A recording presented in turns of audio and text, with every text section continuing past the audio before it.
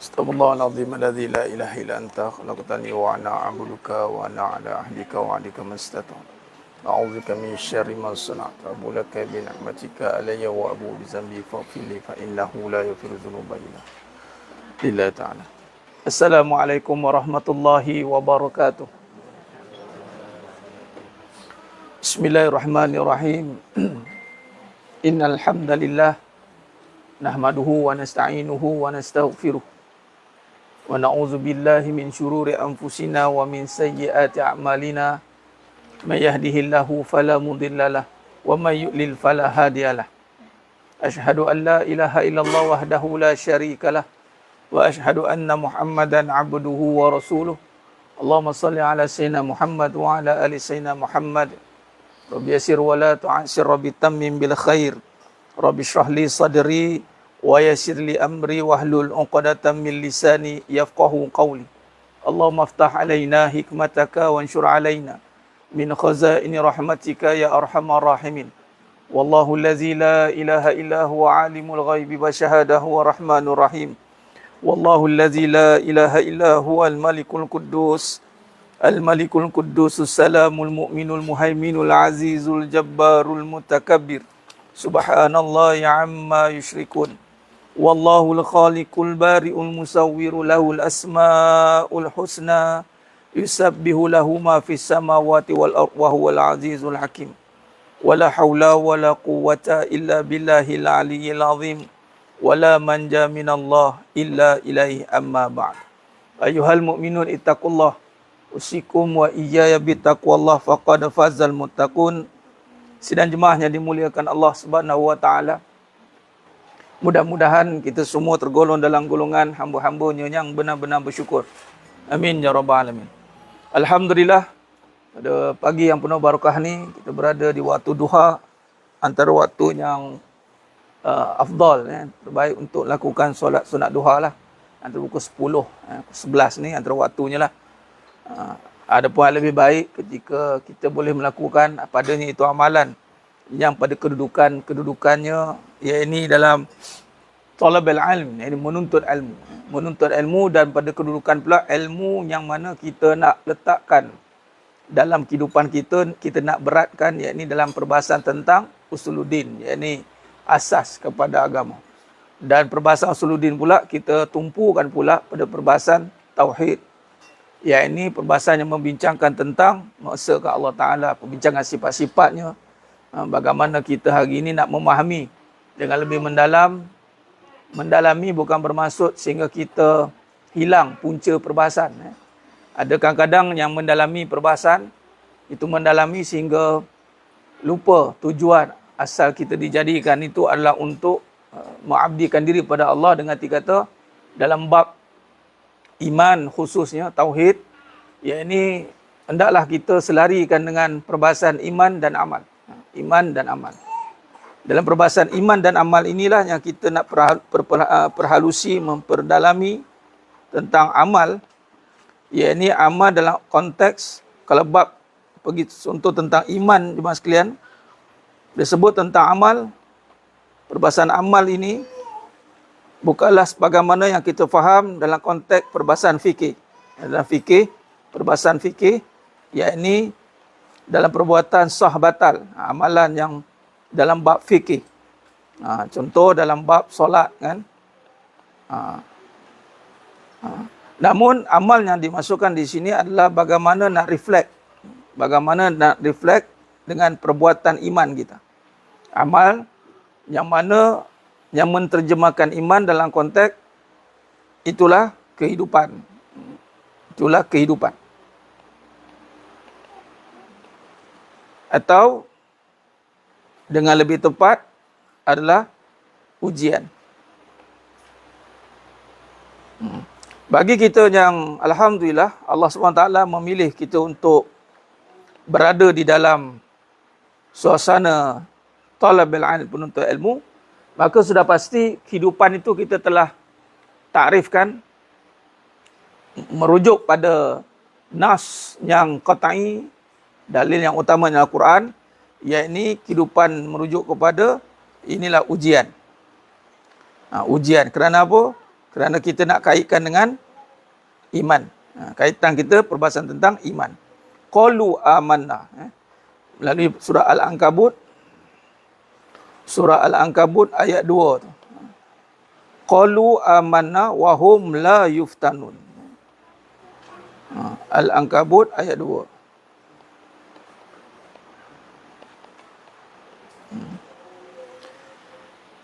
Titik tolak daripada perbahasan Al-Ankabut ayat 2 ini, yakni setelah kita menyatakan qalu amanna. Jadi Allah kata, adakah kamu berkata qala berkata aku beriman. Wahum la yuftanun. Yakni merujuk kepada cobaan. Fitan, yakni dalam surah Ankabut ni adalah ujian yang mana perinciannya adalah cobaan. Jadi dalam iman dan amal, terjemahan amal pada menterjemahkan iman tu apa? Ujian. Nak terjemahkan iman, ujian. Contoh dalam timbul satu soalan.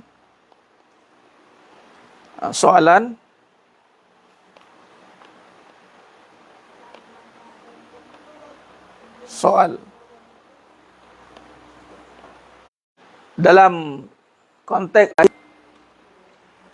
Facebook okey tak? Pintu buka, pintu. Pintu bilik tu buka. Okey. Okey. Bila kita lihat pada amalan zahiriah, lahiriah, jadi rukun Islam lah. Amalan yang pergi kepada sebut lahiriah, kita pergi pada perbahasan sah atau batal lah.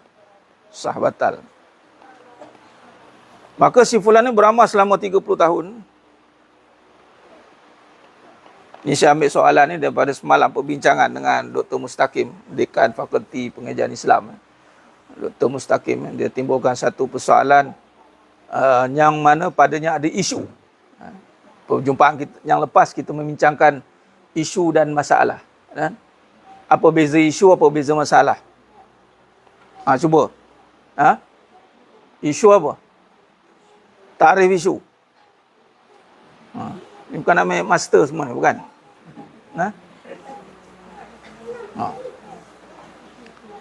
Isu adalah yang ada padanya di dalamnya isu itu ada masalah. Kalau dalam kiraan dia beginilah. Ini isu. Di dalamnya ada masalah. Ini isu. Isu ni berkisar, beredar pada masyarakat awam umum. Kalau nak tahu isu ni, dia akan jadi pada headline pada surat khabar, headline pada, kadang-kadang pakai surat khabar lah, berita online kan. The issue. Yang di dalamnya ada masalah. Dan namun, belum tentu masalah itu ada isu. Ada kes. Satu. Kedua, belum tentu isu itu ada masalah. Belum tentulah. Tapi takrif isu tu di dalamnya ada masalah. Tapi ada isu yang tak ada masalah. Macam mana tu? Kita bagi contoh. Isu sihir di kawasan Denai Alam. Tapi bila tengok, tak ada masalah. Sebab tak ada siapa pun. Isu ada. Ada sihir ni tempat ni. Tapi tengok, semua okey je. It's no problem lah. Ada isu. Isu harimau berkeliaran. Tapi, harimau tu ada. Tapi bila interview, orang bagi makan pula harimau tu. Dia bukan makan orang bagi makan. Jadi ada masalah tak? Ada masalah tak isu tu? Isu lah kan? Harimau berkeliaran di Denai Alam. Ui, ya ni. Pergi Denai Alam tengok. Adalah isu dia. Memang ada harimau. Tengok macam kucing lah pula. Harimau macam kucing jalanan. Jadi harimau jalanan banyak kat Denai Alam ni. Rupanya harimau tu AKA jelmaan. Tahu? Isteri yang berubah jadi harimau. Contoh. Di alam bunian. Dia naik alam, tak habis jawab lagi. Dia naik alam bunian. Jadi isu ada, salah tak ada. Jadi isu ni lebih umum lah. Lebih abstrak, lebih subjek. Jadi objektifnya adalah kesan daripada isu itu. Contoh, isu dia rotan tidak mendidik pelajar. Isu. Masalah satu. Di rumah, contoh di rumah, anak balik lambat, ditegur, balik sebelum maghrib, 6.30. Balik lambat, dirotan. Bila dirotan, buat lagi. Maka, inilah masalah dia. Masalah di rumah timbul. Maknanya kesan pada isu tu berlaku. Betul lah rotan ni tidak mendidik. Sebab apa? Bila cek balik kat rumah, betul. Anak balik lambat, di rotannya besok balik lambat lagi. Bukan saja di rumah, tengok pula masalah kedua. Pergi pula di sekolah. Sama juga. Jangan bising dalam kelas. Bising, rotan, besok bising lagi.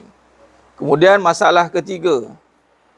Di masjid, imam suruh, orang budak-budak datang masjid, jangan main. Bila main di rotannya, main lagi, kuat lagi main. Siap di rotan pula imam tu pula. Jadi jelas, isu tu valid, masalah pun berlaku.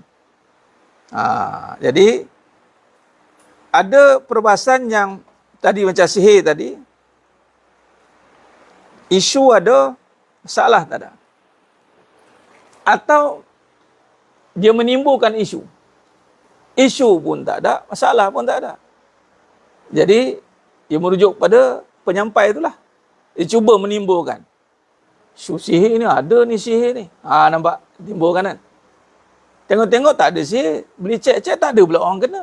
So, sekarang ni, siapa yang isunya? Orang tu lah. Jadi, itu perbahasan isu dan masalah. Dan masalah lebih pada perbahasan cabaran. Yang kita nak cerita adalah kita ada masalah tapi kita tak nak ada isu sebenarnya. Maksud tak nak ada isu adalah apabila kita berjaya menangani masalah tu, berjaya menangani isu itu, maka isu itu tidak jadi perbahasan lagi. Itu yang kita nak perdalami. Maka isunya si fulan ini beramal selama 30 tahun. Bila diuji dengan kesusahan, yakni ditolak pinangan. Dia belum kahwin lagi, fulan ni. Dia belum kahwin dan ditolak pinangan. Menyebabkan pinangan itu ditolak dan menyebabkan si fulan ni kecewa. Bila si fulan ni kecewa, lalu dia pergi Jabatan Pulau Pinang. Dia pergi Jambatan Pulau Pinang, terjun. Lalu, mati. Masalahnya adalah, apakah kesan kepada si fulan itu? Apakah masalah? Contoh, adakah si fulan ini dalam keadaan beriman? Isulah. Masalahnya dia pergi terjun bangunan tu. Dia terjun jambatan tu. Isunya adalah, adakah si fulan ni dikecilkan sebagai orang beriman? Kerana dia melakukan masalah tadi. Boleh jelas? Pada benda ni kita kena pandai meletakkan dia. Isu tentang akidah ditimbulkan ketika masalah di dalam itu wujud. Iaitu dia dah beramal 30 tahun, kemudian dia terjun pula Jambatan Pulau Pinang. Kerana apa? Ditolak pinangannya. Jadi isu yang menjadi perbincangan di sini adalah adakah si fulan ini beriman atau tidak? Masalah timbul, dia terjun bangunan, dia terjun jambatan. Bincangkan. Dibincangkan. Ini baru ngaji. Bukan tengok tu syok sendiri. Ini kata jangan ikut sangkaan. Bagi setiap perkara yang berlaku, itu mesti perlukan kepada penelitian. Yatafakkarun, fikir. Ada perkara yang tak payah fikir. Isu tadi. Kalau tak ada isu, nak fikir apa? Buang masa fikir kan? Betul, orang beriman ini, pemikirannya terpelihara. Sebab dia tidak jadikan isu yang banyak. Tak ada isu lah. Masalah mungkin timbul banyak. Di isu dia dah jelas. Dia dah faham. Menyebabkan apa yang dilalui dalam kehidupan ini ditangani dengan tepat. Okay. Jadi berbalik pada perbahasan kita tadi, isunya adalah tentang iman, persoalan, masail itu adalah tentang kedudukan si fulan ini. Maka di situlah kita akan lihat perbahasan bagaimana peranan iman di dalam mendepani masalah. Kenapa dia terjun ni? Oh, dia ada masalah tekanan tadi. Masalah tekanan yang berlaku. Apa lagi masalah yang timbul daripada isu iman ini? Masalah, tadi orang tolak pinang. Apa masalah lagi yang boleh timbul pada isu iman? Masalah orang bunuh diri sebab tak cukup makan. Ini bab tolak pinang, bab jodoh. Lagi bab rezeki. Lagi bab apa? Banyak bab yang melibatkan perkara-perkara kepercayaan. Bab tentang sihir. Bila dia percaya bahawasanya dia pergi jumpa dukun, jumpa Tok Bomo, dia percaya cakap si orang itu, akhirnya dia pergi bunuh kawan tu. Itu masalah-masalah yang timbul. Masalah-masalah yang timbul daripada isu yang tidak diselesaikan tadi. Maka kita datang di sini, perbahasan akidah, iman, adalah untuk mendepani isu itu dan meluruskan masalah itu. Ya, ini masalah yang dihadapi itu mestilah masalah yang padanya ada garis panduan untuk berhadapan. Contoh tadi masalah tolak pinangan. Ya, masalah. Tapi kerana dia memahami dengan garis panduan, kerana isu yang dia faham adalah tentang akidah. Lalu dia yakin bahawasanya jodoh dan pertemuan itu adalah ketentuan Allah. Dia belajar tentang qada dan qadar. Dia belajar tentang sifat-sifat Allah. Maka dia berjaya menangani masalah itu dengan garis panduan yang sebenar. Itu guna akal. Kalau dia tidak guna akal, maka yang pertama dia tidak gunakan akal untuk memahami tentang sifat Allah.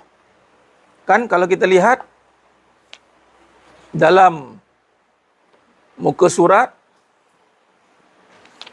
dalam bab bahagian 2.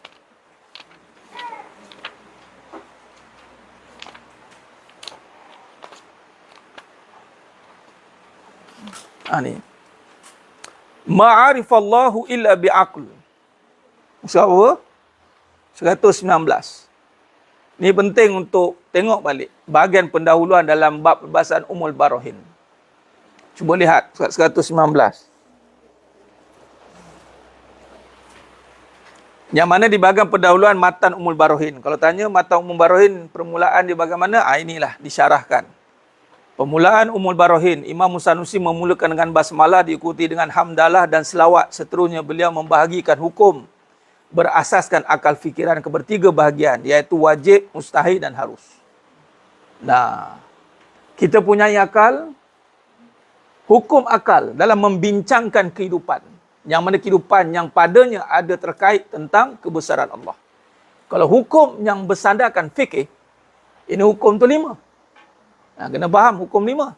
Yang wajibnya, mana yang haramnya, yang harus mubahnya, yang sunat, benarnya makruh, hukumnya 5. Kalau hukum akal, itu terbagi pada 3 bahagian. Wajib bagi akal, mustahil bagi akal, dan harus bagi akal. Dan di sinilah apabila Allah kurniakan akal dan iman, itu perbahasan pada qalbi, tasdiqu bil qalbi, dan qalbi ini, hati ini, apa peranan dia apabila dimasukkan dengan keyakinan tentang Allah, maka di situ akan mendorong akal untuk mengenal Allah Subhanahu Wa Taala. Ma'arifallahu illa bil aql. Jadi tidak dikenali Allah melainkan dengan akal. Bukan maksud kita mendahulukan akal. Jangan salah faham. Itu mesti didahului dengan nakal. Nakal ni nakli, Al-Quran. Namun, kenapa akal ni masuk dalam perbahasan iman? Kerana kita sedang melihat kehidupan. Itu maksud dia. Kita sedang berhadapan dengan kehidupan yang menggunakan akal untuk melakukan tindakan dan perbuatan. Orang yang tidak ada akal, maka dia tidak akan melakukan tindakan dan perbuatan yang berkesinambungan. Maksudnya, dia tidak ditaklifkan. Dia dalam perbahasan gila. Hilang kewarasan. Maka dia tak akan buat kesinambungan. Yang contoh, mendidik anak, membesarkan anak-anak. Kan? Kemudian berkesinambungan. Ada legasi, ada waris. Dia akan buat satu perbuatan yang pusing kat situ je. Dia tak berkembang kan, duduk situ je. Kan? Kalau kita tengok setengah-setengahnya Allah takdirkan berlaku begitu, maka dia tidak ke mana-mana kat situ lah. Sebab tu, kalau kita tengok binatang, ya binatang begitu. Dia takkan ke mana-mana, kat situ je lah. Kalau lembu-lembu kat situ lah. Mungkin dia bergerak itu, tetapi bergerak je bukan menggambarkan dia berakal. Maksud dia hanya makan rumput, maka rumput itulah yang dia makan sampai bila-bila. Dia tak ada sambil-sambil tu pergi jengah rumah orang minta nasi sepinggan ke, tak ada. Kan? Minta lah sedap baunya katanya. Sambil makan rumput, terbau masak gulai ke katanya. Ulurlah sikit. Kalau itu lembu sudah bercakap, boleh berfikir, maka korban tahun ni kita yang terkorban. Kenapa? Mereka berpakat bahawasanya tahun lepas kita banyak dikorbankan. Tahun ini kita korbankan manusia pula. Habis kita. Kalau dia boleh berfikir dengan badan yang besar, nyaya kita. Tengok, Allah jadikan gajah yang besar. Allah jadikan ikan paus yang besar. Allah jadikan binaan-binaan ciptaan yang besar. Tapi tidak punya akal. Namun dia tidak akan ke mana-mana.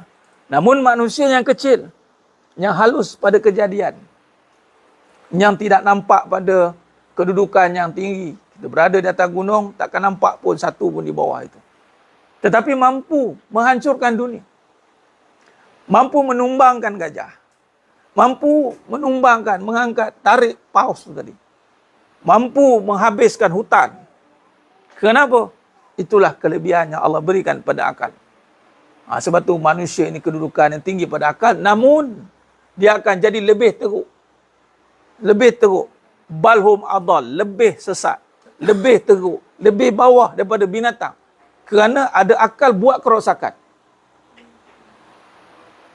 Kalau binatang merosakkan, itu adat binatang. Kalau binatang mengamuk, itu adat binatang. Tapi kalau manusia mengamuk, binatang pun tak tahu nak mentarifkan. Ni binatang ke manusia? Dia ada akal. Nampak? Kalau binatang mengamuk, ya normal.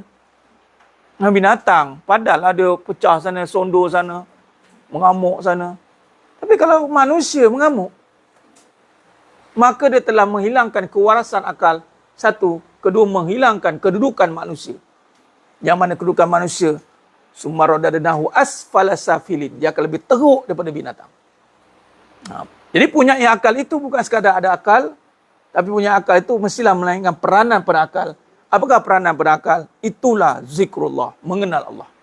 Sebab itulah dalam perbahasan yang mana Al-Imam Sanusi meletakkan bahawasanya dalam bab mengenal Allah Ta'ala ini adalah ma'urifallahu illa bil aql. Tidak dikenali Allah melainkan dengan akal. Imam Sanusi amat menyedari bahawa kesempurnaan sifat-sifat Allah Subhanahu Ta'ala jauh lebih besar pada jangkauan akal dan pemikiran manusia. Kerana daya kemampuan manusia terbatas, tidak dapat menembusi tirai hakikat zat Allah SWT. Walaupun di kemuncak penyampaian pengetahuan.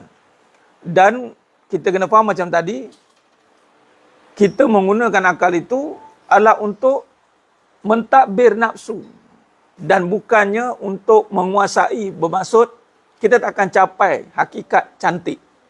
Ini cerita sifat ni, belum zat lagi. Contoh, kalau perbahasan ni kan, yakni apa maksud kita tak akan mampu mengenal Allah dengan sempurna. Maksudnya akal ni walaupun tidak akan boleh memberi tarikh yang perfect kepada apa yang kita kenal. Sebab dia ada batas. Sebagai contoh, kita lihat pada perbahasan air kan. Dia punya sifat yang lembut. Okey. Lembut ini cuba takrifkan. Bukan kerja akal untuk mendalami lembut tu macam mana takrif dia. Apa formula lembut? Kerana pada air ini mengandungi apa formulanya? Air apa? H. H apa? Tu O. O ni? Bagaimana nak mengenal hidrogen dan oksigen ni berada dalam air? Boleh nampak? Kita memang ada akal untuk berfikir, tapi takkan boleh nampaklah mana hidrogen, mana oksigen dalam ni.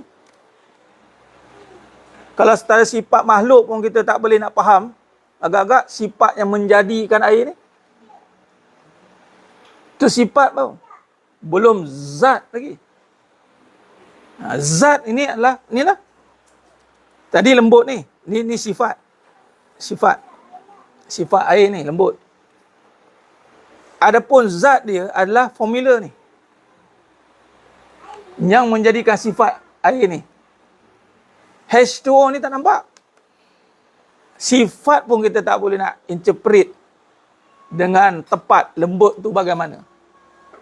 Kita hanya boleh menilai pada sudut ilmiah saja.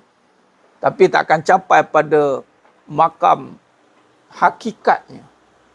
Di situlah lemahnya akal. Akal tetap ada kelemahan, tetapi lemahnya kita bila kita tidak menggunakan akal untuk mengenal. Kerana padanya bertemu dengan jalan syariat. Macam ni, macam mana kita nak kenal H2O kalau kita tak bermula dengan mengenal air ni?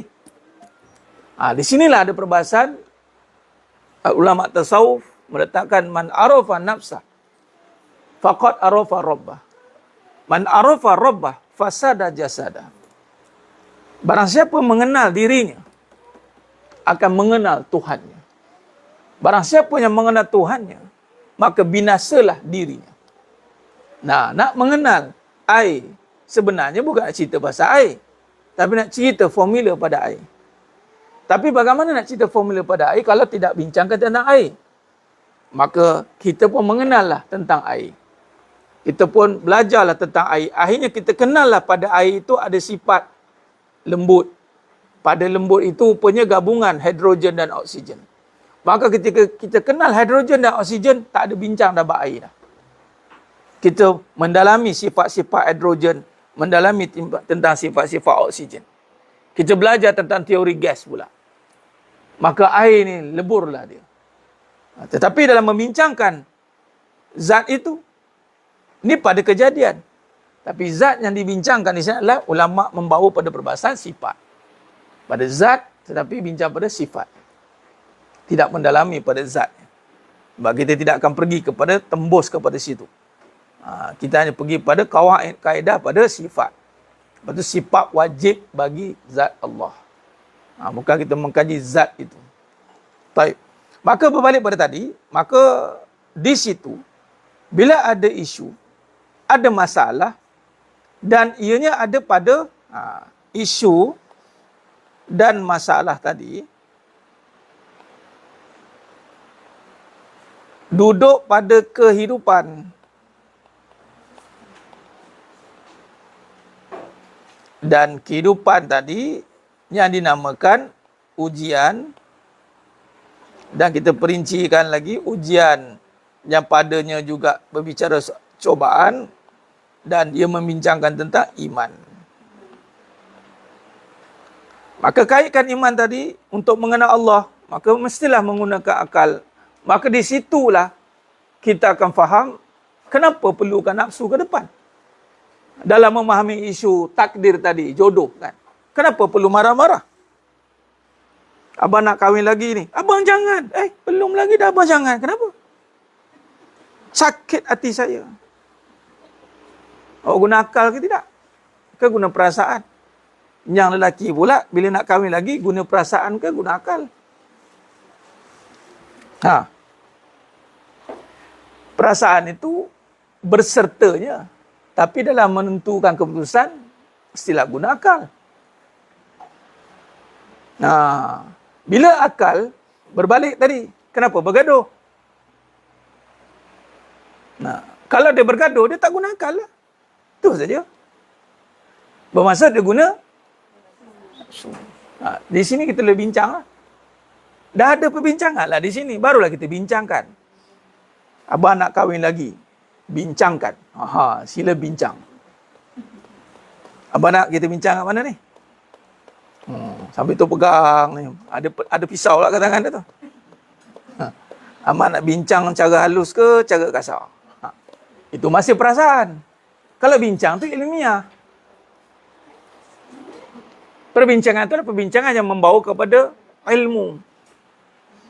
Bukan membawa kepada nafsu. Perkahwinan itu semua dengan ilmu, bukan dengan nafsu. Nafsu itu berserta. Tak ada lagi orang ajar makan sedap. Ada orang ajar makan sedap? Okey, makan sedap tu adalah ada. Tak ada. Tahu sedap je, itu dah nafsu. Nafsu tak perlu diajar. Sebab tu pelik bila orang ajar. Macam mana nak sayang? Yang dia ajar tu sayang dalam konteks nafsu ke ilmu? Kebanyakan nafsu. Sebab apa? Sayang pada sifat yang membawa kepada tadi, perbincangan nafsu. Nafsu tu tentang apa? Tentang perkara yang membawa kepada keadaan, kebendaan. Dia tak bawa pada iman. Sedangkan itu perbincangan tentang iman. Sebab tu, kalau dalam bab, sebagai contoh munakahat, nikah. Memang, kalau dalam bab fikih, perbincangan dia adalah tentang hukum akal yang melibatkan hukum hakam lah pula. Akal, contoh syarat beramal tu kan, mestilah berakal. Akal ni dia kena faham mana yang wajib, mana yang haram bagi dia, mana yang harus. Itu akal. Bukannya mana yang saya tak suka. Bukan. Kalau tak suka, semalam saya ada bincang masa kuliah dekat ni, Bang Bestari kan. Kami buat perbincangan macam ni. The second age of knowledge. The second age of knowledge, iaitu para orang yang lepas pencen. Pencen. Saya pun promote lah. Sambunglah belajar. Buat master ke. Yang mana diri buatlah master. Buat PhD ke. Bukan untuk bekerja, untuk belajar. Dia katalah mana lebih praktikal Ustaz. Belajar dengan yang secara formal, informal. Saya kata, kalau nak challenge, belajar dengan formal. Dia bukan nak periksa, tapi nak ambil method tu. Sebab dalam belajar, bila kita tahu proceduring dalam bagaimana kita nak menuntut ilmu tu, ada kaedah. Contoh dalam bab master ni, dia ada kaedah metodologi, research metodologi. Dia mesti kena ada tadi penyelidikan, maklumat, penyelidikan. Dia adalah term-term yang perlu kita kena pasti membawa kepada akal yang kita nanti berfikir, tak semudah-mudah tu aku kena berfikir dalam hidup ni. Bukan mudah-mudah fikir tak. Dia ada kaedah, ada kerangka. Lepas tu datanglah perbincangan. Benda ni kena minat dengan ustaz tak? Minat. Kalau tak minat tak jadi. Dia. Saya ceritalah pula macam mana background pada sekolah agama, ambil pula sains, pada sains ambil agama balik. Dia pun dengar, letihnya. Ya Allah. Kena ada minat. Saya kata kalau nak tunggu minat, semua tak jadi. Bukan kerana minat. Walaupun hari ini kita faham, kena tengok minat anak-anak. Ini pun kena buat kajian lah, apa yang saya bincangkan ni. Tapi ini baru isu lah. Isu dalam maslahah lah. Bukan isu dalam usul lah. Ini isu maslahah. Mengikut minat anak-anak. Benda tu pun perlu diperhalusi. Memang kalau pergi pada career, mungkin pada minat. Tapi sebenarnya bukan soal minat. Soalnya adalah kesedaran. Tanggungjawab. Kita buat hari ni semua kerana kesedaran tanggungjawab, bukan sebab minat. Minat tu adalah suka. Suka, perasaan. Boleh jadi jatuh sebab nafsu saja. Kahwin sebab suka. Nak tahu dia ni kahwin sebab nafsu tidak, dia kahwin sebab suka. Dan lepas tu dia buat suka-suka. Kalau kahwin kerana suruhan Allah, berserta dengan cinta dan tanggungjawab. Dalam cinta tu ada tanggungjawab dah. Dia bukan kerana cinta je, yang penting tanggungjawab. Itu salah tu. Sebenarnya cinta itu adalah tanggungjawab. Tanggungjawab ni tak semua kita suka. Dapat gaji 10,000, bagi kat isteri 5,000, suka? Baik mengaku. Tak suka? Betul lah tu. Tanya isteri. Bagi suami, infak semua. Gaji 10,000, bagi semua kat isteri, suami, suka tak? Bohong kata suka. Baik mengaku. Penat-penat kita kerja, bagi dia. Tentu ada kahwin lain. Tak suka. Dia bukan soal minat. Tapi kerana kesedaran tentang padanya ada iman, ada pahala, datanglah tadi kegembiraan. Di situ datang suka tadi. Suka datang juga. Tapi bukan sebab suka depan.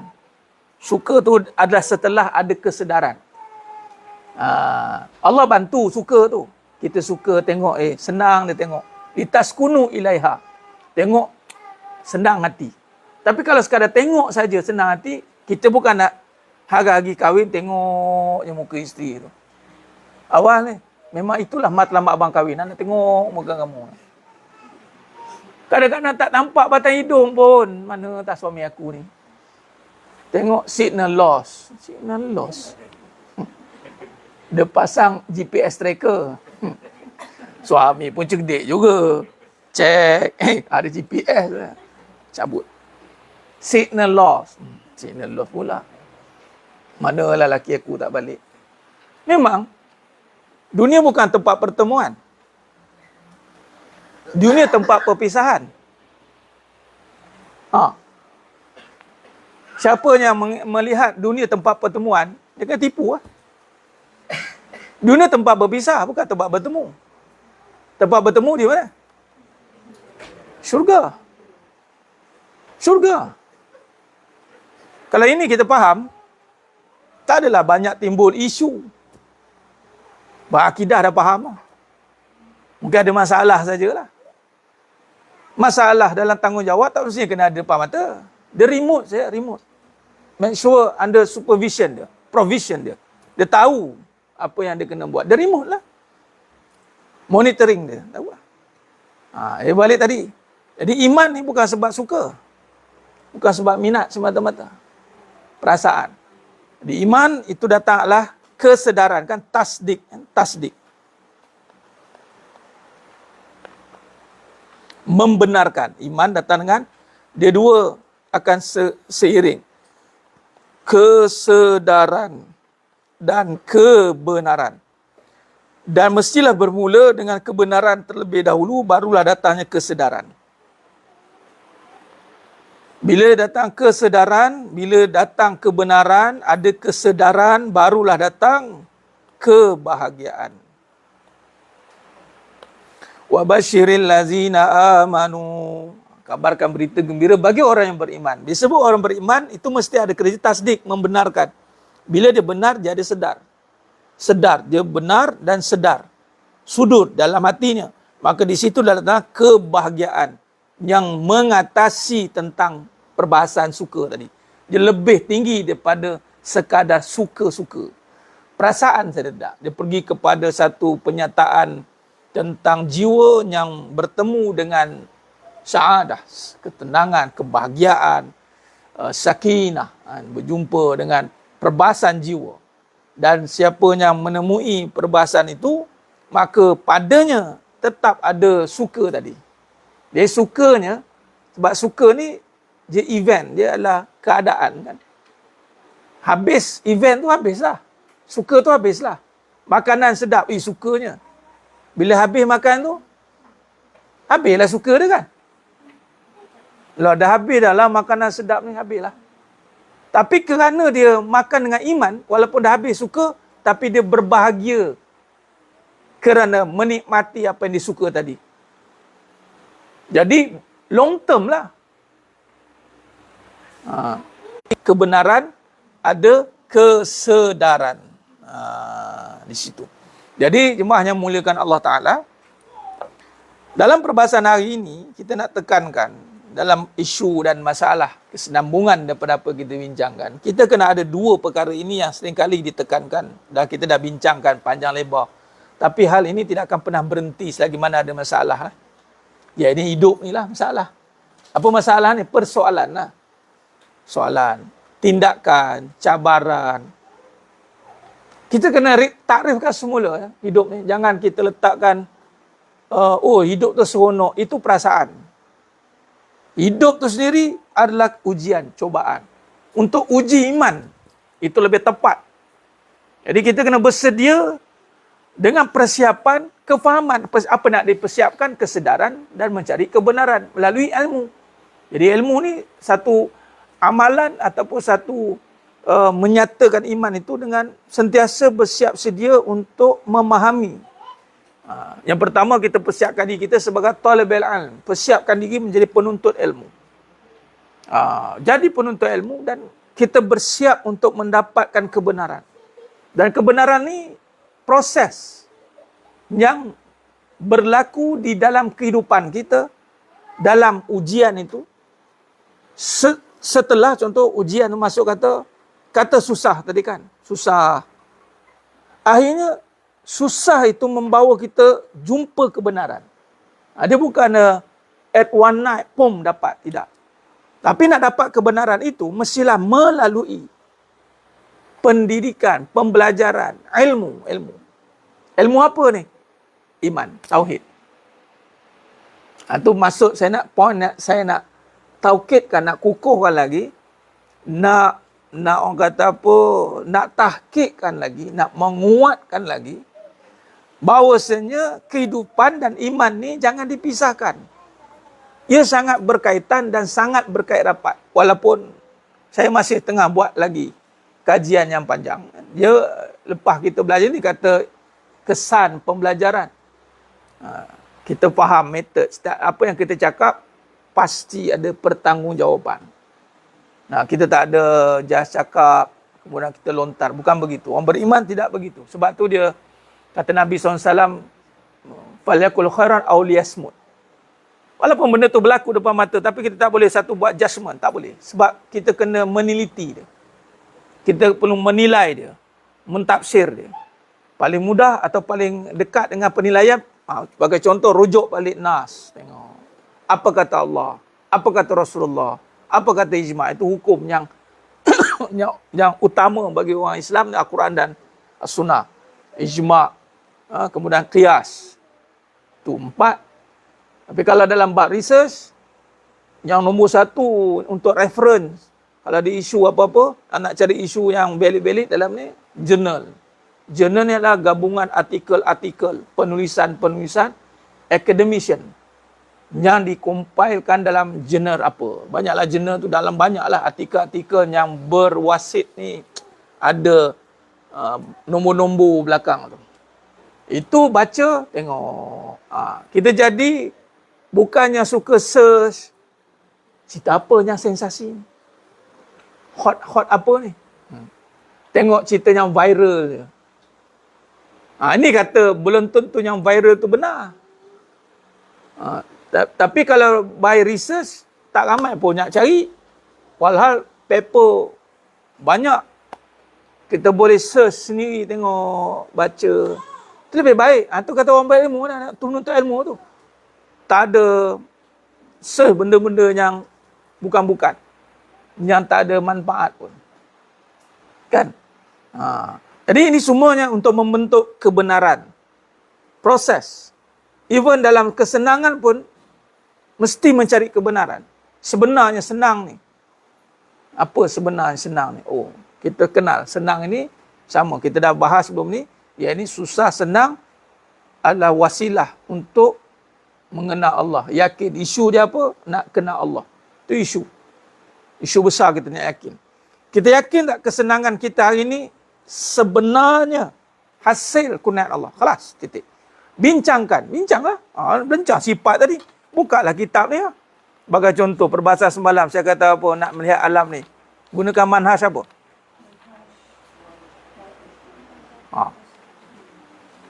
Malam dah tanya dah. Hari-hari pun.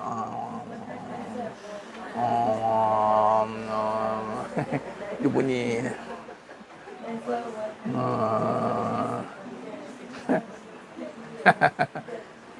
Istidlal. Nazar.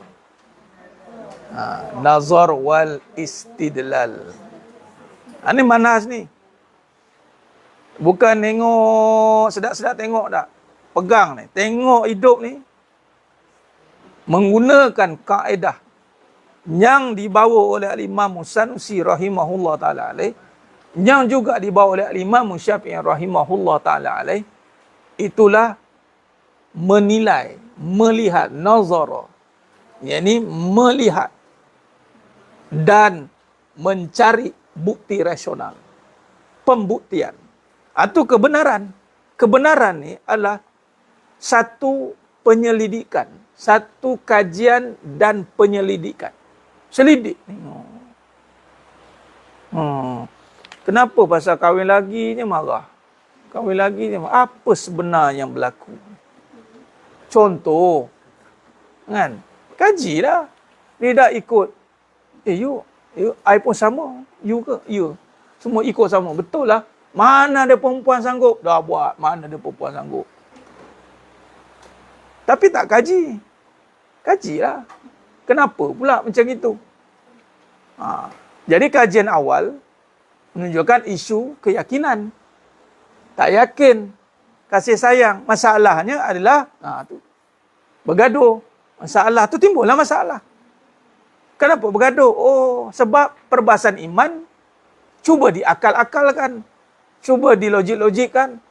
Tak guna akal, dia guna perasaan rupanya. Bincangkan tentang kasih sayang, tapi dengan perasaan. Dia tidak bincangkan dengan nazar wal istidlal.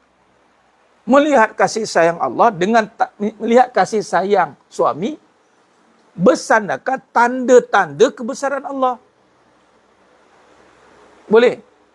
Dia nampak boleh tu macam nak berseri dah wajah tu. Boleh, tak? Tapi bila datang tu, saya dah nampak nazar, Ustaz. Saya nampak nazariah dia sekarang. Itulah iman. Iman ni akan diuji sampai terbuka nazar tu, sampai terbuka hijab itu. Diuji. Kenapa Ustaz berkali-kali? Sebab tak nazar, tak nazara, yang zuru dia tidak melihat. Dia terhijab. Terhijab dengan perasaan dia, marah dia. Terhijab dengan susah dia. Terhijab dengan senang dia. Terhijab dengan sangkaan dia. Banyak hijab-hijab yang berlaku di dalam perjalanan susah dan senang dia. Walhal perjalanan itu sepatutnya dihadapi dengan ilmu. Dengan manhaj tadi. Supaya apa? Sebab datang membenarkan tadi. Oh, benarlah jodoh ini. Jodoh ini adalah menyatakan kasih sayang Allah. Dalil, bawa yang pertama surah Ar-Rum ayat 21. Wa min ayatihi, dan di antara tanda-tanda kekuasaanku. Ni ramai orang skip ayat ni. Dia skip wa min ayatihi tu, dia terus ambil kasih sayang kita berdua. Dia tak tahu kita berdua tu datang dari mana. Datang dari Allah. Jadi kita ni menyatakan dia. Bukan menyatakan kita. Kasih sayangnya ada dalam rumah tangga. Menyatakan dia. Bila menyatakan dia, tertakluklah padanya hukum hakam. Mana yang haramnya, mana yang wajibnya. Kan? Mana yang halalnya ke situ, yang sunat, yang harus, yang makruh, yang mana. Kemudian pergi pada hukum, pada akal. Wajib ada kasih sayang Allah. Wajib Allah bersifat ada. Bila Allah ada, maka ada padanya berserta dengan segala tanda-tanda. Ni kata, apa tanda-tanda wajib Allah ada? Maka tanda-tandanya adalah ada ciptaannya. Lihatlah tanda-tanda itu, lalu kamu sedarlah bahawasanya yang ada pada diri kamu itu adalah datang daripada yang ada. Allah maujud. Maka berbahagialah kamu. Datanglah ala bizikrillahi tatma'innul qulub. Sebab apa? Sumber kebahagiaan hanya kepada yang ada. Apa maksud yang ada? Cuba kita lihat. Ni kata nazar wa istidlal. Tiada.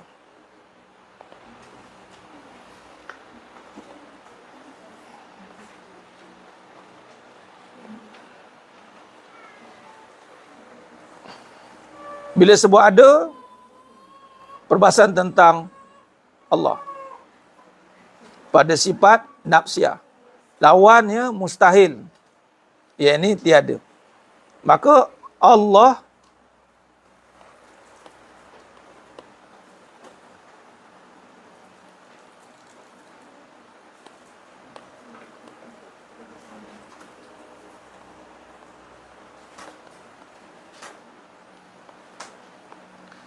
Allah wujud.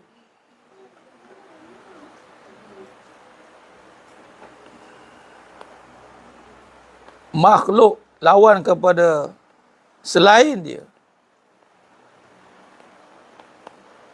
itu tiada. Adapun bila sebut ada, secara hakikinya merujuk pada Allah. Secara majaz ni terjemahan saja. Itu boleh ditaklifkan kepada makhluk, tetapi hakikat pada makhluk itu tiada. Okay. Maka nak bagi tahu tamsil ya, bila sebut bahagia, bagaimana kita nak sandarkan kepada yang tiada? Contoh suami. Makhluk. Macam mana nak kata bahagia dengan suami? Sebab bahagia tu hanya pada yang ada. Ada.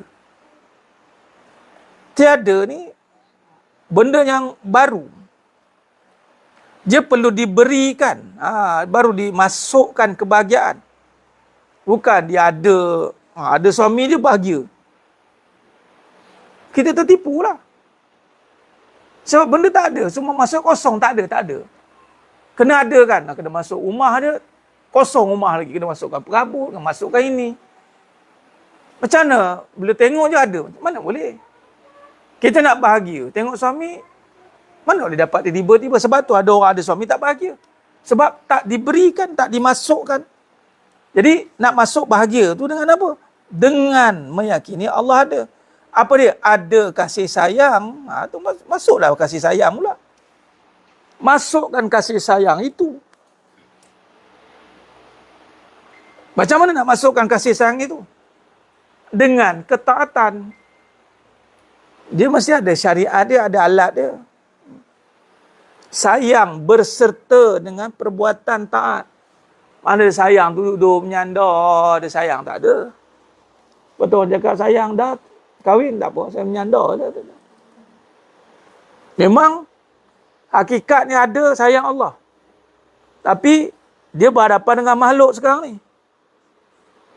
Makhluk bersifat tiada. Bila makhluk bersifat tiada, macam mana you expect semua yang lain ada? Ada sayang, ada, tak ada, tak ada. Tengok dia isteri, tak ada apa kat dia. Contoh. Tapi macam mana kita boleh melayani balik, bertanggungjawab balik? Sebab kita memberikan, itu kata memberikan kasih sayang. Melalui pemberian Allah. Allah berikan kasih sayang kepada kita melalui apa pula? Ketaatan yang dilakukan. Bila dia buat ketaatan dengan yakin Allah ada, maka bersertalah bahagia. Sebab bahagia hanya pada yang ada saja. Selain daripada itu, lawannya adalah kecewa, derita, sengsara. Macam tadi nampak, si Fulan tadi 30 tahun beramal. Dia beramal, itu belum tentu ada bahagia. Sebab rupanya niat dia bukan kerana Allah. Contohlah. Bila niat dia bukan kerana Allah, maka tiadalah bahagia pada amalannya itu. Bila tiada bahagia, datang ujian, walaupun dia beramal, tu jadi terjun jambatan tu. Tapi kalau dia beramal dengan menyatakan iman, tadi dia yakin dia solat, dia sebab beriman, sebab Allah ada, sebab Allah suruh, bukan sebab lain. Maka bila datang ujian, susah, ada sampai tahap boleh senyum. Kenapa? Kerana bahagia yang telah dimiliki melalui ketaatan berjaya menjadi, dia panggil imun, menjadi vaksin kepada penyakit yang datang. Vaksin Tauhid. Saya namakan vaksin Tauhid 99. Kan? Dia beramal kerana Tauhid tadi. Kerana ada Allah kan? Bukan kerana ada selain dia. Solat kerana ada Allah. Puasa kerana ada Allah. Baca Quran sebab ada Allah. Tolong orang sebab ada Allah. Pendek kata, dia mencari bahagia dengan ada Allah tadi. Sebab ala bizikrillah tadi. Kita toma'inul qulub. Bila dia beramal dengan cara yang benar, bila ada Allah, kemudian Allah uji dia dengan masalah. Sebagai contoh susah.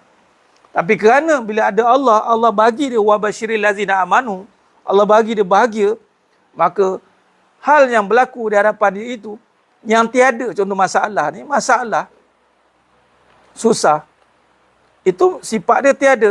Jadi bila susah, bila tiada, bila Allah adakan susah, dalam ni masih kosong lagi ni. Faham tak maksud dia? Susah ni ibarat, saya bagi ibarat dalam susah masih kosong, nak isi apa dalam susah tu?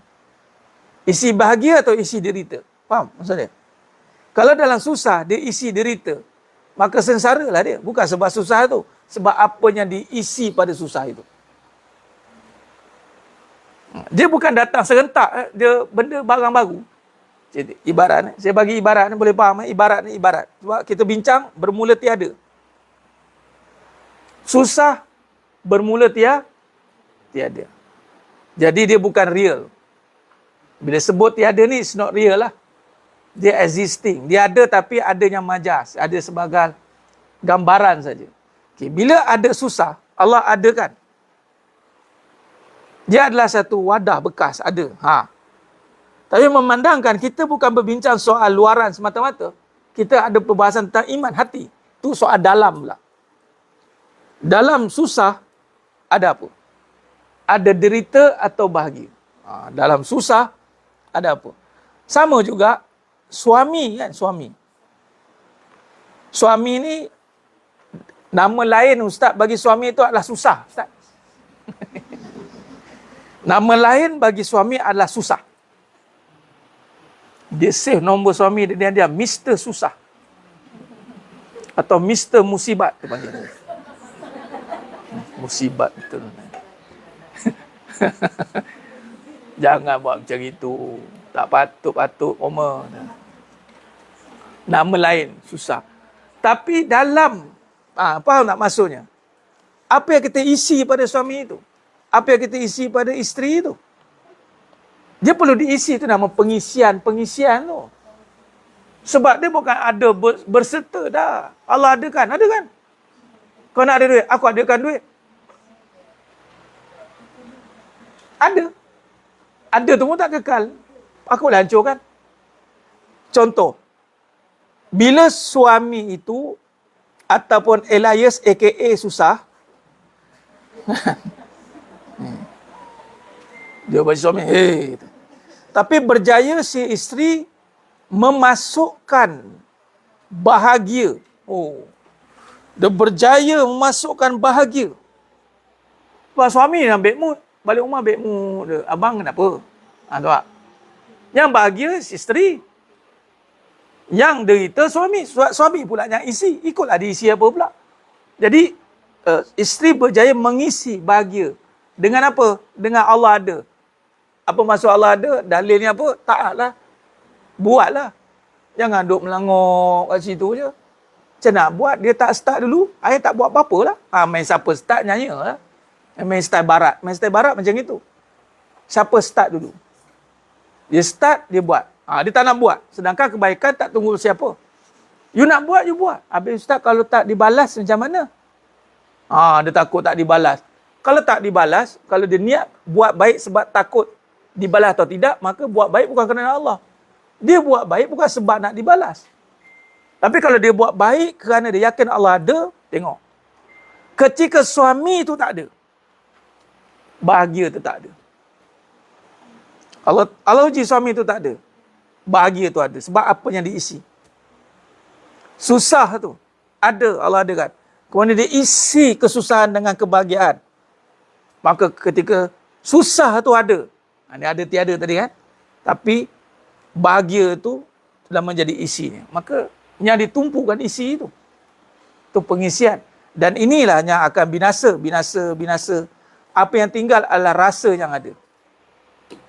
Kalau tinggal rasa yang sengsara, sengsaralah dia.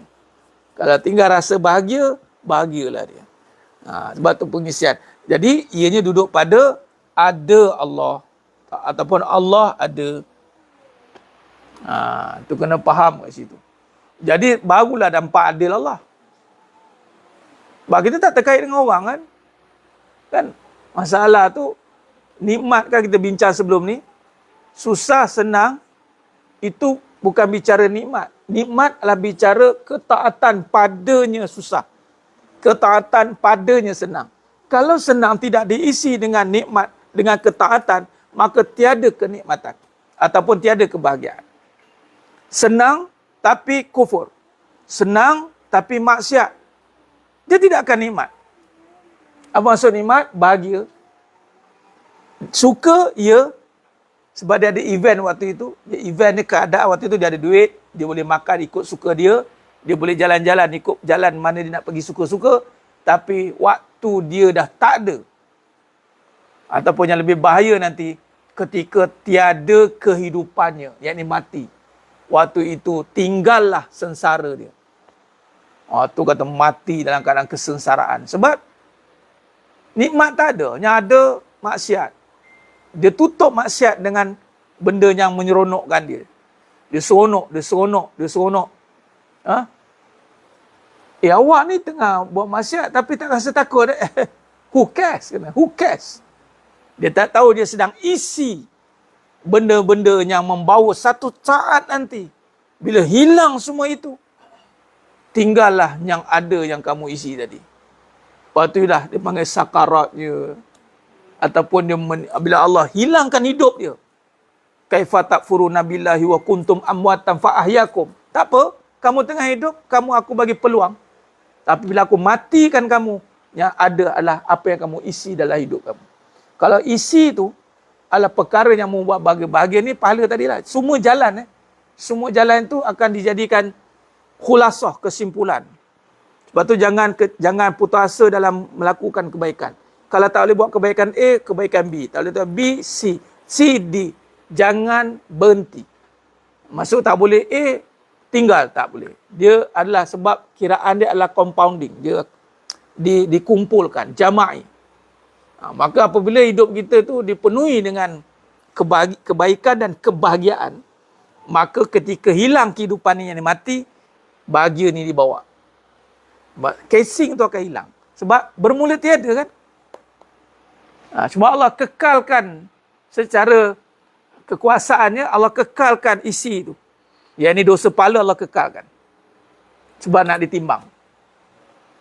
Sama lah kehidupan sekarang. Sebab tu dalam sekarang, kenapa kita melalui kesusahan tapi kita tak rasa susah. Mudah-mudahanlah itu petanda Allah sedang berikan kenikmatan dalam kesusahan. Mudah-mudahan. Sebab tu perlu melalui kesusahan. Baru tahu you level mana. Dan kena bersusah-susah. Setengah orang dia tengah relax, tapi bila susah keluar perangai. Betul tak? Setengah orang kan tengah senang dia okey, tapi time susah keluar mulut dia. Menyusahkan aku. Keluar. Sebab tu tengah sihat semua nampak macam okey. Time sakit dia, merapui. Merapui apa? Mulut dia. Tak tahan. Menyakitkan. Yang sihat, orang sihat jadi sakit. Yang sihat jadi sakit, jaga orang sakit. Contohlah. Batu hati-hati. Batu tengah sihat, apa kita isi? Tengah susah apa yang kita isi. Apatah lagi kalau susah kan. Sebab tu memang kita kena iman itu sangat relatif, sangat terkait dengan susah. Sebab kita tengok, susah tidak membawa resah. Datang, kena solat 5 waktu kan susah tu kan. Susah. Bukan senang nak solat 5 waktu kan senang Kita terikat kan. Jadi lah nak zuhur dah. Jadi nak asar pula. Nak pula kalau tengah berjalan kan. Tengah kendung barang macam tu. Allah dah asar ni. Bukan senang. Pergi berjalan, tengok jam. Nak solat ni. Susah. Jadi iman dan susah tu memang tak boleh terpisah. Sebab apa? Sebab nak tengok rasa susah tak? Ni tutup aurat. Bukan senang. Susah. Tapi dia tak rasa susah. Alhamdulillah. Allah angkat. Nak khidmat dengan suami. Susah bukan senang. Tapi dia tak rasa susah. Alhamdulillah. Bukan. Sebab apa dia tak rasa? Dah tak ada perasaan. Lantak lah Ustaz. Suami saya nak kahwin 2 ke 3 ke 4 ke, lantak lah dia. Biar dia rasa. Biar dia tanggung yang nombor 2 tu. Ambil beban sekali. Ambil. Nak sangat laki aku. Marah benar dia. Rasa macam teranaya sungguh rasa. Jangan macam itu. Dia tu buat sebab dia dah dapat kenikmatan. Dia berkongsi kenikmatan. Takkan saya je merasa nikmatnya. Saya nak kongsi juga kenikmatan dengan saudari. Amboi. Saudari setuju ke? Amboi. Ustaz, ni makam-makam ni.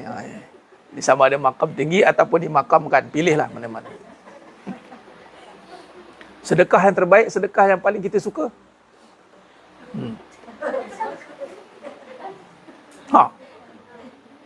Habis Ustaz, sedekahlah isteri. Itu gila namanya. Itu tak ada dah hukum. Jangan buat contoh gila. Ini contoh masuk akal. Nikmat. Jangan bagi kita tak suka. Sedekah paling buruk bagi yang paling dia tak suka. Nak ambil lah. Aku memang tak selera sangat dengan laki aku ni. Ambil lah. Baguslah kau datang. Boleh bagi 2. Hilang pening kepala aku. Itu salah. Ni senang nak faham kan. Tapi sungguh paling cepat kadang-kadang tu kena fast track nak kenal suami, kahwin dengan suami orang. Kita kena tahu perangai dia. Tapi janganlah buat sebab suka, buta lah nanti. Sebab suka apa? Suka lupa apa sebenarnya. Nak pula dia cerita benda buruk kan kat isteri pertama dia macam ni. Itu awal-awal kena pangkah ni tu. Patutnya dia cerita sebab apa nak kahwin lagi? Sebab sebenarnya I masih mencari-cari ni. You lah yang melengkapkan. Pangkah. Ada macam ni perangai tu. Datang pula. Habis kalau you dah cukup, kenapa pula? I nak berkongsi kebahagiaan. Tu kan. Itu boleh dipertimbangkan. Bahagia tidak, jumpa isteri dia. Tu hakim panggil. Hakim panggil. Tengok betul bahagia ke? Tengok muka. Ada paksa? Tak ada. Contoh. Contoh ni. Saya cerita buat kahwin rasa macam ada nak kahwin lagi dalam yang sini ni. Yang muka-muka ni ada. Tak ada. Wallahualam. Contoh. Jadi kalau dah cerita bab ni selapang hati, baguslah. Itu ceritanya. Bukan suruh kahwin pun, itu takdir. Orang beria-ya nak kahwin kan, tak kahwin-kahwin pun imam tu ya-ya doa tu. Rabbana hablana min azwajina wa zurriyatina. Tu hari Jumaat doa tu penuh masjid. Tak makbul lagi pun doa dia. Doa kahwin 2, 3, 4 dia takdir. Kadang yang diam-diam tu menjadi kan. Diam-diam menjadi. Itu takdir. Jangan marah. Ingat, marah saja dah tak ikut akal. Kalau nak marah, pastikan ikut akal. Akal ikut hukum. Yang haram marah. Marahlah yang haram. Boleh? Yang haram nak marah. Marah apa yang Allah marah lah. Jadi selagi mana benda tu belum haram, jangan marah tu. Even kalau nak marah pun ada batasnya. Bukan marah dengan cerita aib, buka aib, burukkan, kutuk pula. Banyak berlaku lah sekarang ni kan. Itu pun banyak kajian ni nak buat juga. Kajian. Banyak kajian ni. Siapa nak ambil sikit? Ambil. Kajian faktor perkahwinan. Tadi. Faktor apa? Kahwin lagi. Buatlah kajian paper. Sungguh ni, saya cakap ni, sungguh ni. Boleh melibatkan iman. Itu lain lah Ustaz. Baik. Itu tak sanggup kami. Oh, tak sanggup. Paisan lah. Bahagia dengan gembira. Kabarkan berita gembira. Wabasyiril lazina amanu. Gembira, bahagia tu ada persamaan. Bahagia tu suasana, gembira tu sifatnya. Bahagia tu sifatnya gembira, bahagia. Sukaria tu beza. Dalam Quran wabasyiril bashar. Wabasyiril lazina amanu. Kabarkan berita gembira. Seronok dengar Ustaz cakap bab kahwin lagi. Ada yang respon tu lelaki kita. Tuan Haji kita, Tuan Haji Zain kita. Bagus. Tak, kita tak nak jadikan isu. Tak, dah nak mati dah pun. Bahasa dia. Yang jadikan masih jadi isu tak sedap lah. Ya? Kita kalau boleh, ini Islam kita cuba bawa. Saya bila ialah dengan apa ilmunya sedikit dangkal ni, kita kena merasai satu suasana bahawa Islam ni bebas pergaduhan. No war. Peace, no war. Macam mana pun masalah tu berlaku, tapi bila tak ada isu, dia akan hadapi masalah tu dengan baik. Hadapi sajalah. Susah ke, soal kasih sayang ke, soal duit ke, kita hadapi dan kita yakin bukan kita yang menentukan endingnya. Boleh tak boleh. Itu ditadbir oleh Allah, kudrat iradahnya. Kita cuma hadapi saja. Kita nak tunduk, ini nama tundukkan perasaan ni. Bila Islam satu ketika dahulu datang, memang untuk melenyapkan pergaduhan. Membawa kebahagiaan dan kegembiraan. Kabarkan berita gembira bagi orang beriman. Kerana apa gembira bagi orang beriman? Tak ada pergaduhan. Itu sebenarnya iman ni. Gembiranya tak ada pergaduhan. Sebab apa benda yang nak digaduhkan? Kalau semuanya itu datang dengan yang hak. Allah boleh adakan apa saja yang kita nak. Apa yang nak digaduhkan? Tak ada. Itu sifat kita lah, tak ada. Kan? Itu masuk dia jemaah sekalian. Allahu Akbar. Alhamdulillah. Okay. Jadi sebenarnya itu yang kita nak bawa. Hidup ni nak bebas pergaduhan. Kita tak nak bergaduh. Tapi sebelum nak sampai kepada itu, pastikan kita tahu metod dia, kaedah dia. Yang ni melihat tadi. Kebenaran, kesedaran dan kebahagiaan. Itu mesti dijadikan timbang tara yang utama. Timbang tara yang utama supaya kita berada dalam pertimbangan setiap masa. Memang kalau nak sebab tu sabar ni memang kita latih lah. Ada ketika memang kita terkeluar lah. Tapi sebab tu orang Islam cepat-cepat patah balik. Dia nak marah, zak. Cepat dia patah balik, cepat dia sedar. Memang dia akan marah.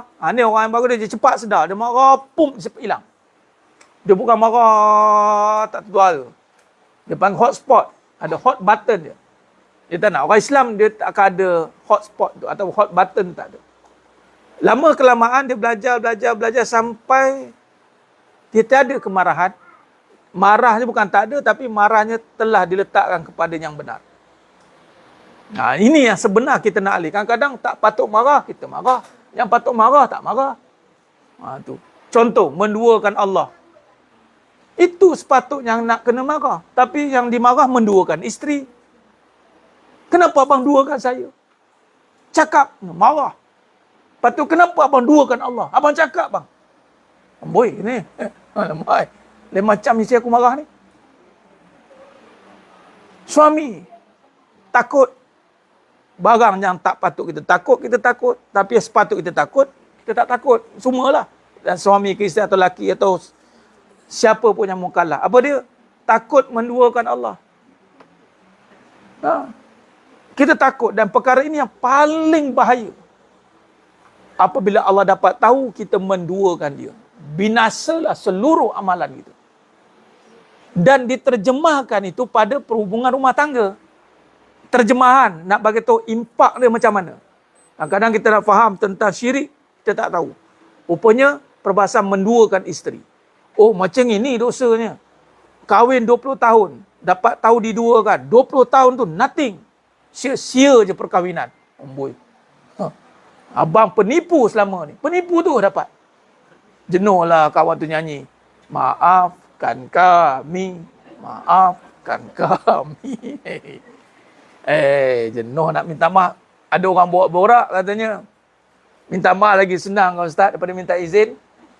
Saya cakap, minta maaf, buat salah ke? Oh, ya ke Ustaz? Aduh. Awak ingat perkahwinan ni satu kesalahan ke? Kenapa nak minta maaf? Oh, begitu je. Oh, begitu je. Tak maaf lambat bagi tahu je. Lambat beritahu. Oh. Ada juga tu.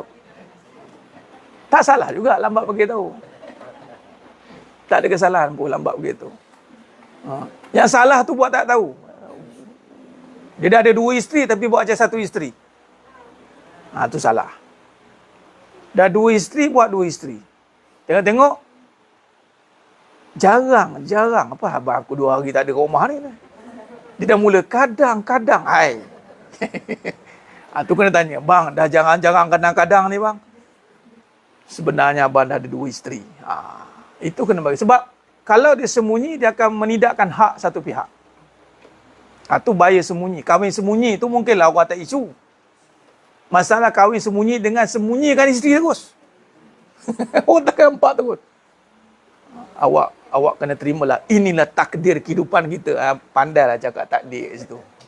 Kesudah takdir tak jumpa. Jangan. Itu salah. Tak bagi tahu tak salah. Tapi buat tak tahu tu salah. Awak dah ada 2 isteri, buat cara 2 isteri. Dah ada 3 isteri, buat cara 3. Kalau tak nak cara 2, 3, cara 1 cukup dah. Sudah. Pening no nak buat. Yang lagi parah, ada pula dah kahwin ramai, isteri pula carakan dia. Malam ni abang giliran mana? Abang tak tahulah. Abang mengikut syura kami. Syura, majlis syura isteri-isteri. Malam ni abang di rumah Kak Mah. Kak Mah itu. Abang di rumah ni, jenuh lah. Kalau akhirnya isteri dah tentukan suami pula. Walaupun tu hak dia. Dah macam tu, sedap tu. Jangan. Macam nafkah lah. Ada hak isteri, tapi bukan isteri tentukan berapa. Saya nak 200. Bukan mana boleh macam tu. Ikut kemampuan suami kan. Jadi, ada jenis macam tu pula. Buat lupa pula. Abang giliran mana malam ni? Buat lupa pula dia. Sungguh abang lupa. Payahlah kerja tu. Orang-orang kahwin lebih ni memang otak dia geliga lah. Sebab dia kena ingat giliran.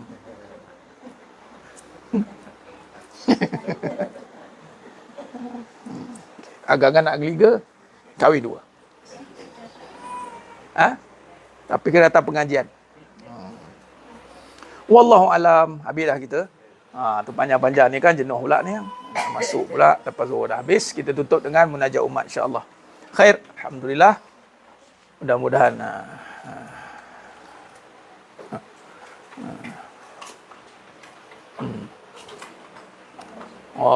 ada pula dah tua-tua lambat marah. Dia lambat marah bukan sebab tua.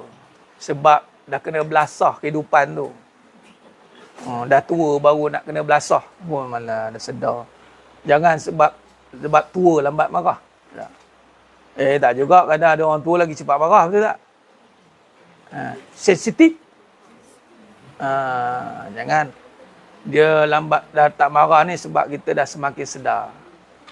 Tak ada benda yang patut nak dimarahkan. Atau marah tu mula kita letakkan pada tempatnya. Baik. Astaghfirullahalazim alladzi la ilaha illa huwal hayyul qayyum wa atubu ilaih. Astaghfirullahalazim alladzi la ilaha illa huwal hayyul qayyum wa atubu ilaih. Astaghfirullahalazim alladzi la ilaha illa huwal hayyul qayyum wa atubu ilaih. Bismillahirrahmanirrahim.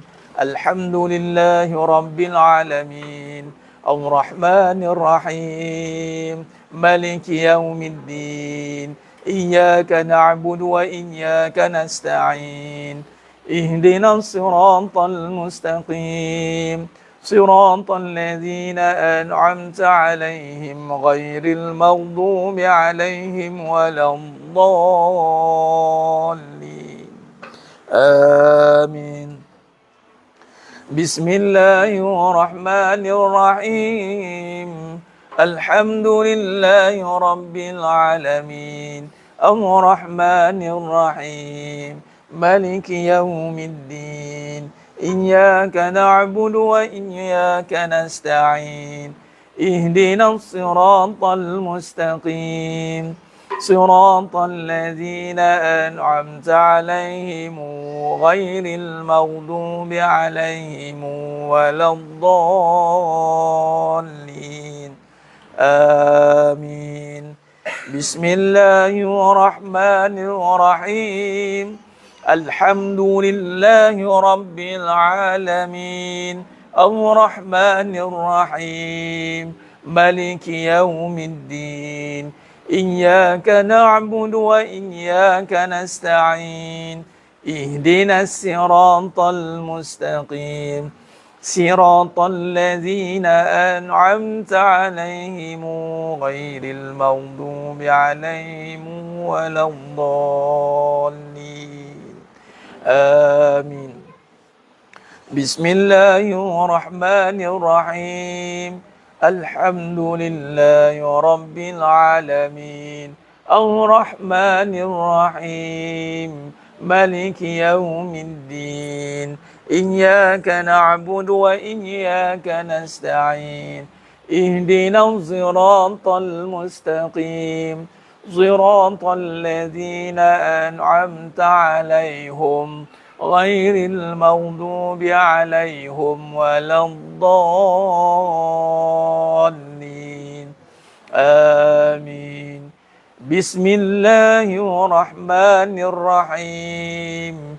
الحمد لله رب العالمين الرحمن الرحيم مالك يوم الدين إياك نعبد وإياك نستعين اهدنا الصراط المستقيم صراط الذين أنعمت عليهم غير المغضوب عليهم ولا الضالين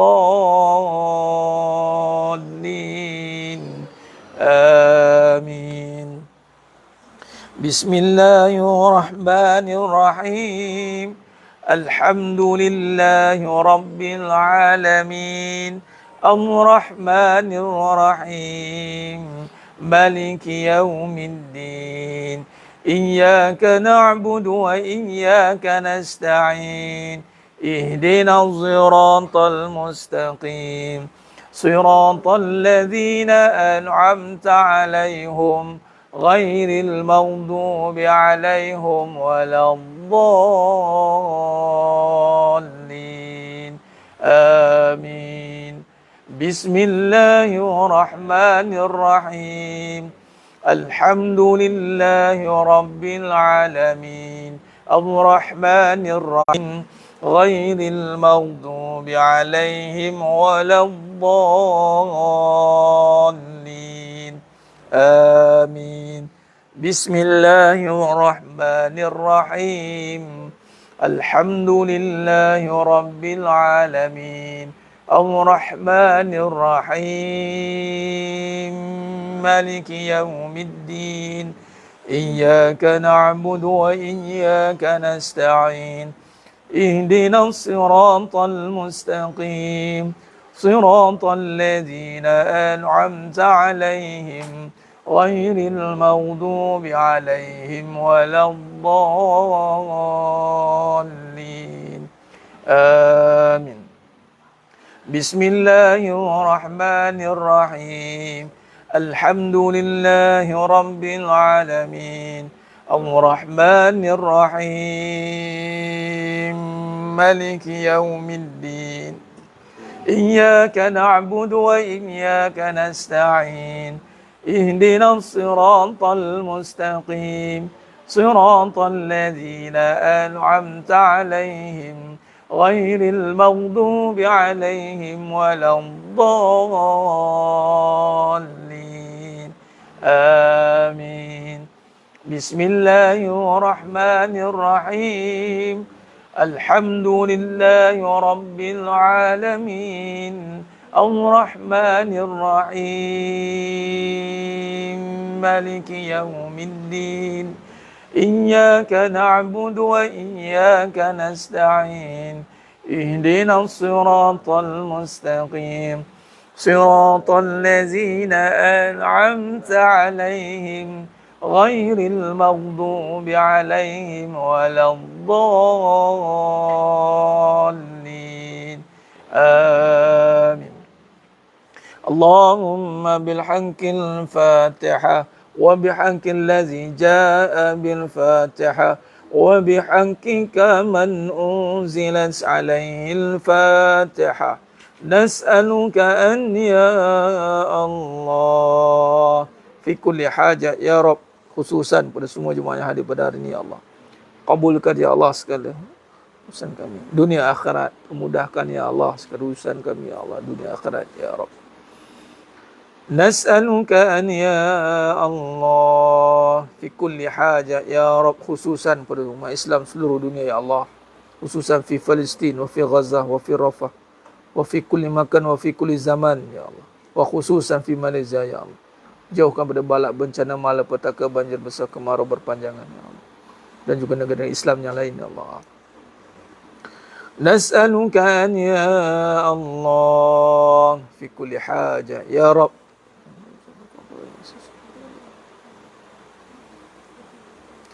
Wa sallallahu ala sayyidina Muhammad wa ala alihi wa sahbihi wa sallam walhamdulillahi rabbil alamin. Taqabbalallahu minkum wa minkum taqabbal ya karim. Alhamdulillah, syukur pada Allah SWT. Saya sudah majlis kita pada hari yang penuh barakah ini dan diakhiri dengan majlis munajat umat dengan surah Al-Fatihah yang dibacakan mustajab pula insya-Allah. Mudah Allah mustajabkan doa kita, asbab dari Al-Fatihah yang kita bacakan insya-Allah. InsyaAllah kita bertemu pada perjumpaan yang akan datang. Mohon maaf saya atas kekurangan, terkasar kata, kurang bicara dalam penyampaian. Hanya Allah Ta'ala sajalah yang mampu menyempurnakan perbahasan kita pada hari yang penuh barakah ini. Aku qali hadza wa astaghfirullah azim li wa lakum wa bila taufiq wal hidayah. Assalamualaikum warahmatullahi wabarakatuh. Kita tangguh dengan tasbih kafarah dan suratul Asr. Subhanakallahumma wa bihamdik asyhadu an la ilaha illa anta astaghfiruka wa atubu ilaik. Bismillahirrahmanirrahim wal 'asr. Innal insana lafi khusr illa alladhina amanu wa 'amilus solihat wa tawassaw bil haqq wa tawassaw bis sabr. Wallahu a'lam bisawab. Takbir. Allahu akbar.